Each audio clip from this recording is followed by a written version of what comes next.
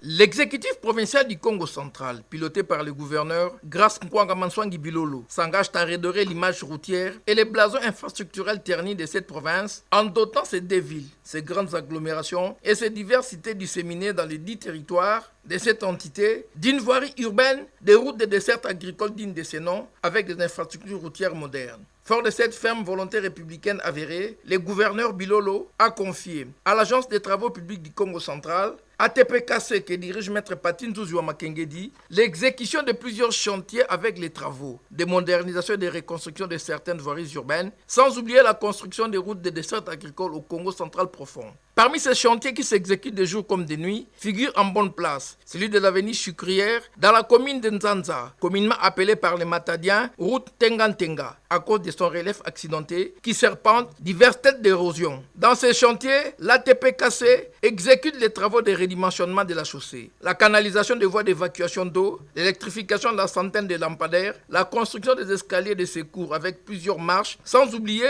d'autres travaux connexes à même de hisser cette artère aux normes et standards internationaux reconnus dans le code de la route de la République démocratique du Congo. La vision du chef de l'État, son Excellence Félix Antoine Tshisekedi Tshilombo, relayée en province par le gouverneur de province Grace Nkwanga Manswangi Bilolo, nous a été donné la charge de réhabiliter et de construire des chaussées dans la province. Et là, nous sommes dans les chantiers Tenga-Tenga que nous sommes en train de finir, que nous avons commencé il y a 2 semaines. Le souci du gouverneur de province, c'est de voir toutes ces chaussées terminées avant. Il convient de souligner que la route Tenga-Tenga, qui a une longueur d'1,5 km